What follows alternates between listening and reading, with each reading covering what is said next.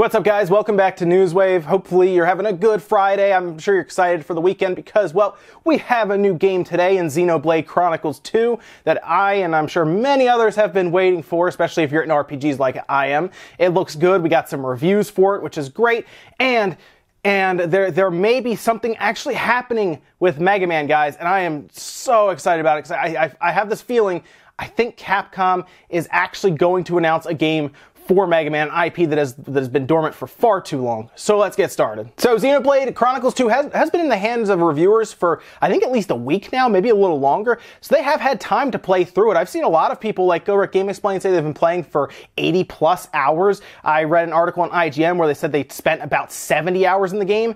And right now it's sitting at a Metacritic score of 85. And while some people seem to think that was kind of low, no, guys, JRPGs don't usually get high review scores because Japanese RPGs tend to be very in-depth, kind of grindy at times, and they are set up for more of a niche audience. It's definitely not something like Mario, even Zelda, I would say, where it's mainstream. I mean, Mario appeals to everyone, so everyone can find some kind of fun or joy with that game, and there are a lot of people who just aren't into the numbers aspects, the grinding, the leveling, the skill progression.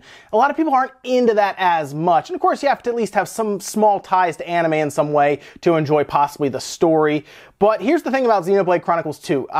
From a lot of stuff I read, which I'm going to read you an excerpt here from IGN, it sounds like it's a very solid RPG. This is the last paragraph, actually, from the IGN review. Xenoblade Chronicles 2 is a standout RPG that manages to keep its story, combat, and exploration interesting over the course of at least 70 hours of adventure through an impressively varied and rich world. Getting from place to place can be confusing, but outside of that, and a multi-hour progression roadblock near the end, this is an excellent game full of tough, memorable battles and a positive message. So overall, I like the sound of this game.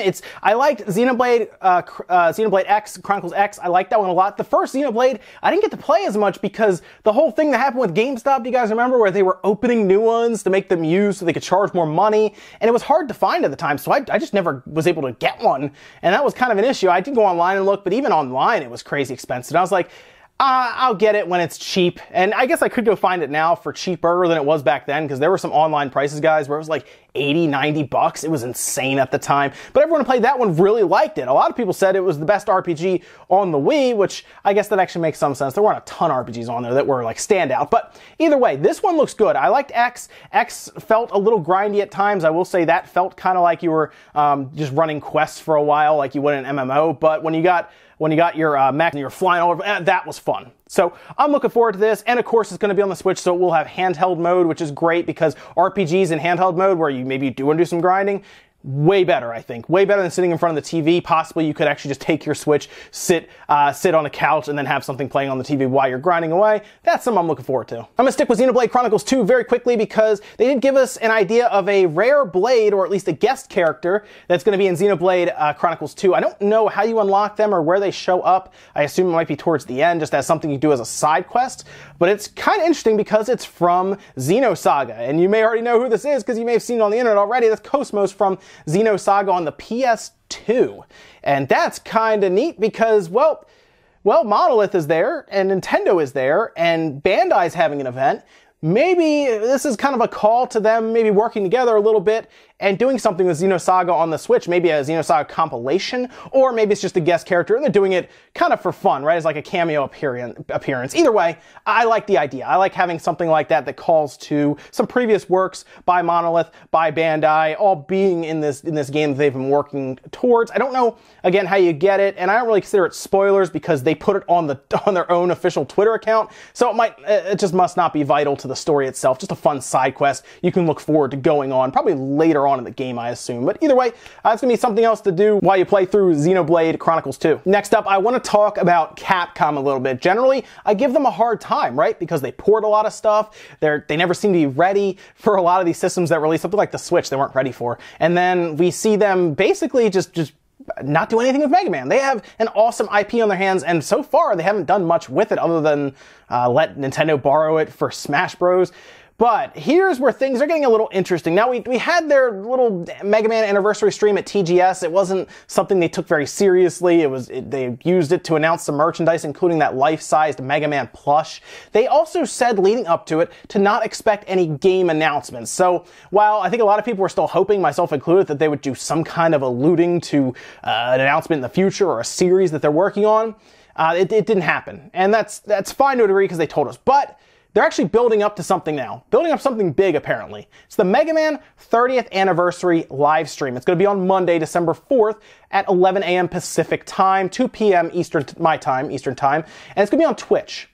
And they said you can't miss it. You don't want to miss it. They sent out actual invitations to press just to remind them, just to let them know that this was happening, specifically saying you want to watch this. So now, I and many others are excited because this doesn't seem like something you do. You have it in the middle of the day for, most time zones. I'm sure other places not. But this is more of a standard time to be doing a presentation like this. It's not like TGS where it was like at the middle of the night for most places.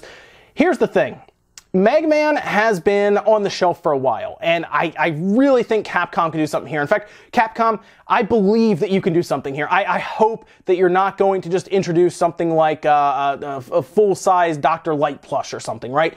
This is the time to bring Mega Man back and bring him back big. You could do a couple things. You could revive Mega Man Legends 3. I'm not even saying just keep it on the Switch or anything. I'm saying, because you had it on the 3DS originally, I'm sure it can jump to the Switch pretty easily.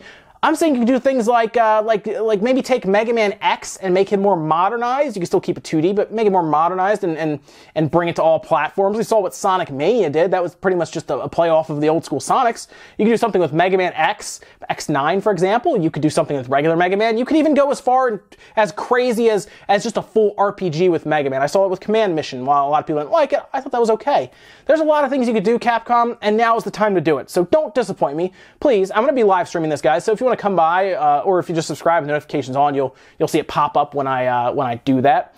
We're going to go live, we're going to watch it, and I'm just going to cross my fingers, hope for the best. Hope they're not trying to hype up something that's just boring and it doesn't make sense why they have it in the first place, like merchandise. So we'll see, guys. That's December 4th, 11 a.m. Pacific time on Twitch. Now, and hopefully this is the last time I actually have to report on this.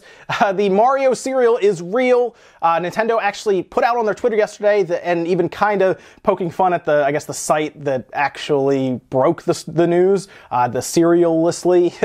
They kind of poked fun at that, put that in there, and said, yes, they're Serialistly about this, and it is coming out. According to them, it'll start showing up in stores December 11th, and that's according to Nintendo's America's Twitter account. Now, we've seen a report saying it's not going to go to Canada. It's not going to be in the UK. So this might be a US only thing for now, unless maybe demand is high enough to bring it other places. But we'll see. I'm more concerned about how hard it's going to be to find, and if they just start popping up online for $30, $40. As far as we can tell, it'll probably only be like a $4 item at the most, but you know how this goes. I mean, we saw Szechuan sauce that was free, basically, or it was $1 or something, go for a lot of money, hundreds of dollars. So we're going to see how this goes. I don't have a good feeling about the availability, though. I'll say that. Next up, let's talk about PlayerUnknown's Battleground, or PUBG, as many people call it. Something that took over, really, the internet for a while. It sold, I think, almost 20 million copies, and people love watching it on Twitch. I mean, it's seriously, it's like the most viewed game every day you go on there. It's PUBG. And interestingly enough, it's going to the Xbox.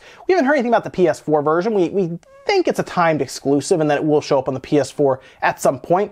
And then, of course, people are wondering what would the differences be between the X and really the regular Xbox One, like the Xbox One S? Would there be any real differences other than visuals, like resolution, for example? Because if you go and you play it on PC, it's not very well optimized. People with 1060s, 1070s even, are having a hard time getting 60 frames out of this game. But according to Brendan Green here, it's going to be 60 frames per second on the Xbox One X. And this was in an interview with Games TM Magazine saying, definitely on Xbox One X, 60 frames per second. On Xbox One, we're not sure. We may have to limit it at 30 frames per second, maybe, but the last time I saw it, it was running at about 30 to 40. We're still constantly improving it, so, you know, the aim is to get to 60. That's why we're doing game preview, because I think the great thing about consoles is it's a locked hardware system, so we can do really specific tweaks that tune it for those systems. That is, is the one thing that I think most people can agree on. The big benefit of consoles is you know exactly what hardware every one person has. You're not trying to figure out, okay, are they running an NVIDIA GTX 1060? Are they running an AMD 580? What are they running? You don't have to play around with that. You don't have to play around with RAM issues, what processor they're running. You don't even have to really play around with what operating system they're running at that point. You put it out on the system, you know what specs they're working with, you gear it around those specs, and hopefully you can get something working well. I think that's why it's very interesting here at the Xbox One X is going to have a 60 frames per second experience, because for some that have, like I said, more expensive rigs than what the Xbox One X has, I mean, you're going to look at it and say, wow, it's running better on the Xbox One X than my $800 computer. That's interesting, although now a lot of people are seeing that 4K on the Xbox One X is running better at most times than what you're seeing on, well, I mean, a $500 computer is not going to get you that. But what's really interesting here now, think about this. If you're an Xbox One S user, you might be kind of annoyed that you're playing against people who are running at 60 frames per second in what is a Twitch shooter, as even Brendan describes it as. I mean, what kind of advantage is that over an Xbox One S user? I mean, 30 versus 60? Yeah, I mean, resolution's one thing, but you're upscaling, so it might not be that big of a deal. But 30 versus 60 in a game like that, where you're quick to draw, quick to shoot, yeah, that could give you an advantage. So we'll see if they can get it to 60 frames. I don't know how low they want to go on resolution. Do they want to go below 720p to make that work? Or maybe they can figure out some optimization tricks. But if it's running at 30 to 40 now, the possibility of going up 30 to 20 frames doesn't seem very likely. I think we're going to get 30 on the Xbox One S and probably 60 on the X when it all comes out. And in our last bit of news, let's talk about, I guess, the company that can't seem to get out of the news, and that's EA. And that's because of Battlefront 2. Man, EA just could not have messed this up any worse. Remember how we had that interview a little while ago from Blake Jurgensen about how they were worried about damaging canon, or they didn't want to mess with Disney and Star Wars canon. That's why they could not do any type of cosmetics, right? You can't unlock cosmetics because that could mess with the lore of Star Wars. Then they'll have to answer the angry fans there.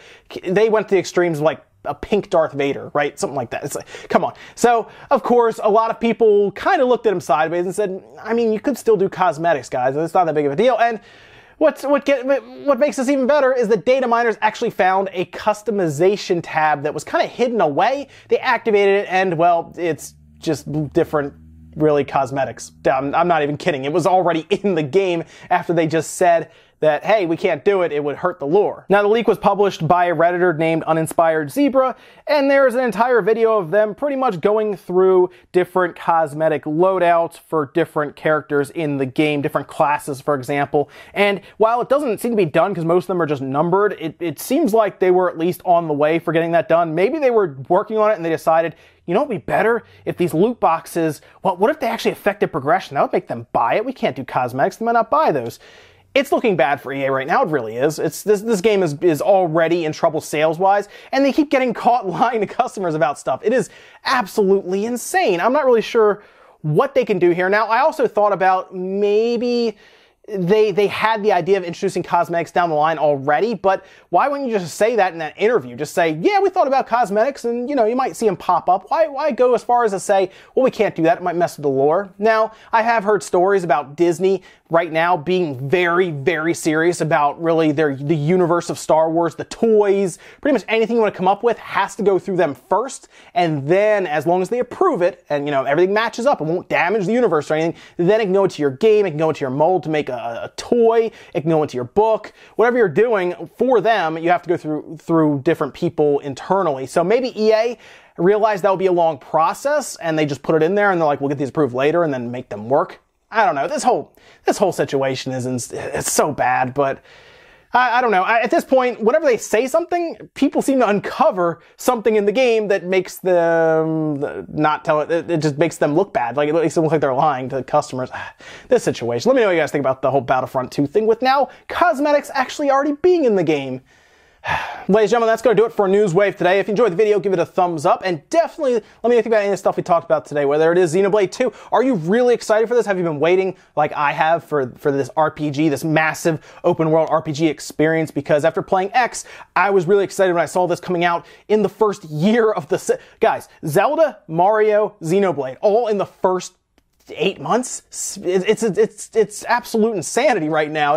It's probably the best first year I've ever seen a Nintendo system. And like I said, Xenoblade 2 more or less cements that with Mario and Zelda already out this year. But let me know what you guys think about Xenoblade 2. Are you excited or are you passing? Because this is a JRPG. I know a lot of people aren't into those kind of games, but at least think about it because it looks like it's going to be a fun game overall. And then let me know about the whole PUBG thing with the Xbox One X, because you're seeing frame rate actually become better for the X as opposed to the S, which could give people who have the more expensive system, well, an actual advantage in game. I mean, seriously, 60 versus 30 in a Twitch shooter, that is a difference right there. Thanks guys for watching. I gotta go play some Xenoblade 2. I'll see you guys on Monday.